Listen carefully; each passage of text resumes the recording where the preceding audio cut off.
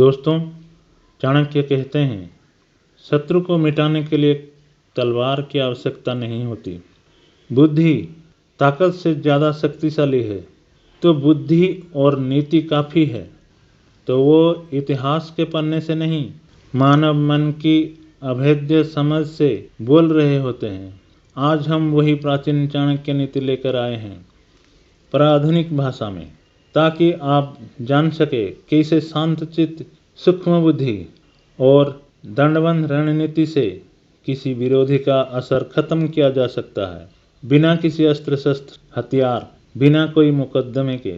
बस समझदारी और मर्यादा के साथ आप अपनी शत्रु को विनाश कर सकते हैं। दोस्तों, इस वीडियो को अंत तक जरूर देखें और एक लाइक जरूर करें और कमेंट में अपना नजरिया जरूर लिखें। चाणक्य ने चंद्रगुप्त से कहा, चंद्रगुप्त, अब मैं तुम्हें दुश्मन को बिना लड़ाई के हराने की 11 तरीके बताता हूँ। तुम ध्यान से सुनो। अपनी शांति को अपना सबसे मजबूत हथियार बनाएं। शांति कमजोरी नहीं, बल्कि आपकी सबसे बड़ा ताकत है। जो व्यक्ति हर परिस्थिति में शांत रहता है, वही सच्चा योद्धा है।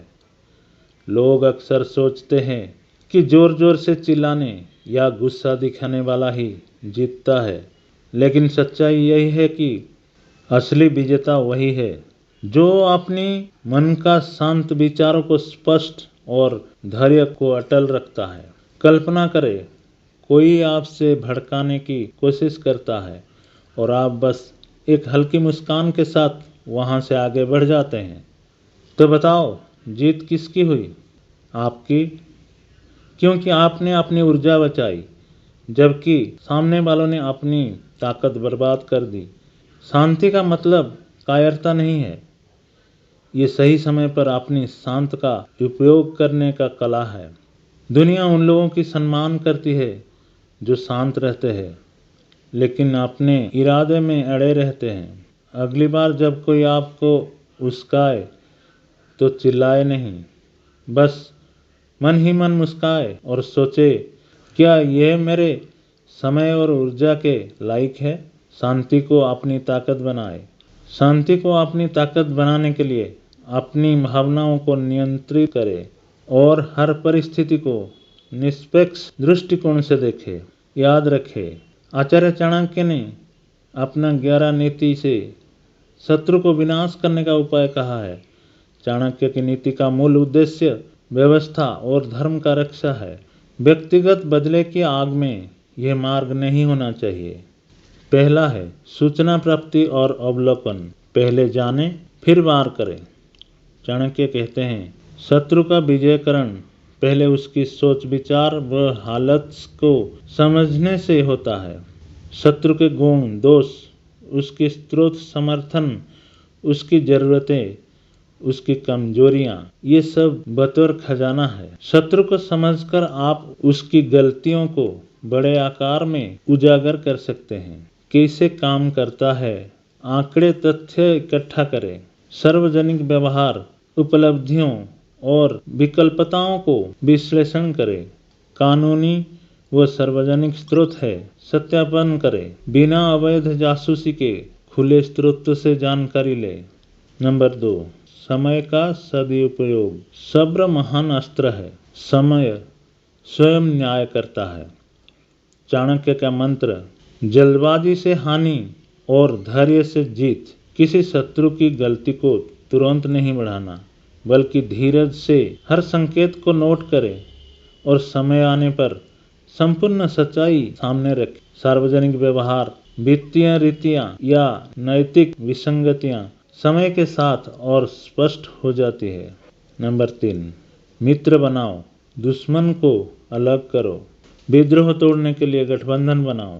चाणक्य कहते हैं, शत्रु अकेला पड़ जाए तो खुद कमजोर हो जाता है। शत्रु को सहयोगियों से संबंध मजबूत करिए, उसके समर्थन नेटवर्क में दरार डालिए, पर सम्मान और व्यवहारिकता के साथ लोगों का तथ्य बताए। विश्वास के साथ जुड़िए। नैतिक दुष्प्रयोग से बचाव। व्यक्तियों के संबंध को तोड़ने का मतलब व्यक्तिगत बदनामी नहीं, बल्कि लोकतांत्रिक व व्यावसायिक विकल्प दिखाना है। नंबर 4, सच का पर्दा फाड़ना। प्रकृति अंततः सत्य को उजागर करती है। चाणक्य ने सत्य की शक्ति को सर्वाधिक महत्व दिया है।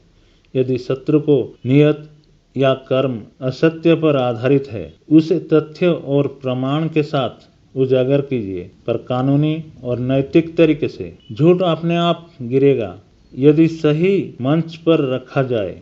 नंबर 5, अपनी शक्ति बढ़ाओ। सबसे अच्छा प्रतिरक्षा ही हमला है। चाणक्य के अनुसार शक्तिशाली बनो, तभी विरोधी अपने आप छोटा दिखेगा। समाधान, प्रतिष्ठा और कौशल में निवेश करो। संगठनात्मक मजबूती और व्यक्तिगत ब्रांडिंग से आप विरोधियों के स्वभाव को कम कर देंगे। लोग स्वाभाविक रूप में मजबूत के साथ खड़े होते हैं। नंबर 6, विरोधी के हितों को पलटे। विरोधी का स्वार्थ ही उसकी गिरावट बनाओ। चाणक्य ने कहा, किसी का स्वार्थ समझो फिर उसे उलझाओ। शत्रु के स्वार्थ के ऐसा विकल्प दें जो उसे खुद बदलने पर मजबूर कर दें, या उसके निर्णयों को उसकी मजबूरियों के कारण प्रभावहीन कर दें। किसी को धोखा देने की सलाह नहीं, बल्कि उनके स्वाभाविक हितों को सार्वजनिक तरीके से समायोजित करना है। नंबर 7, सार्वजनिक राय और अपना राय नियंत्रित करें। चाणक्य का शासन काल में जनता का मन जितना महत्वपूर्ण था, सत्य और प्रमाण के साथ अपनी कहानी पेश कीजिए। मीडिया, सोशल नेटवर्क और सार्वजनिक संवाद में निरंतरता रखें। जब नैरेटिव आपके पक्ष में होता है, तब विरोधी का प्रभाव घटता है। प्रचार और झूठ में फर्क रखें। तथ्य पर आधारित कहानी बनाएं, अफवाहें न फैलाएं।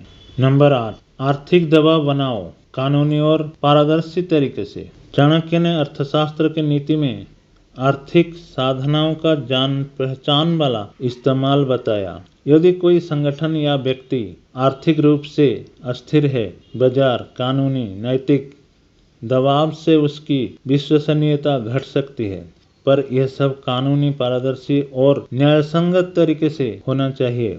कला, कारोबार या ब्रांड न करें। नंबर 9, न्याय और नियमों का सहारा। कानून को अपना साथी बनाओ। चाणक्य का शासन विचार सत्ता का दुरुपयोग नहीं, न्याय की स्थापना था। किसी विरोधियों की अवैध गतिविधियां या अनुशासनहीनता को कानूनी और संस्थागत प्रतिक्रियाओं तक ले जाएं। अदालत, रेगुलेटर, जांच ये उपकरण है, हथियार नहीं। सक्षम दस्तावेज और साक्ष्य के साथ आप नियमों के दायरे में सीमित कर सकते हैं। कानूनी प्रतिक्रिया का दुर्व्यवहार करना गलत है। इसका उद्देश्य सिर्फ व्यवस्था बहाल करना होना चाहिए। नंबर 10, प्रतिष्ठा दिखाए। कला और कर्म से विजयी हो। चाणक्य के लिए सच्ची सफलता कर्म और कर्तव्य से आती है। अपना काम बेहतर और अधिक नैतिक बनाइए। जब आपके कर्म और कार्यदक्षता स्पष्ट रूप से श्रेष्ठ हो, तो शत्रु अपने आप अप्रासंगिक हो जाएगा। यह धीमा पर स्थायी मार्ग है। नंबर 11, क्षमा और परिवर्तन का रास्ता। हर शत्रु को मित्र बनाना निसंदेह विजय है।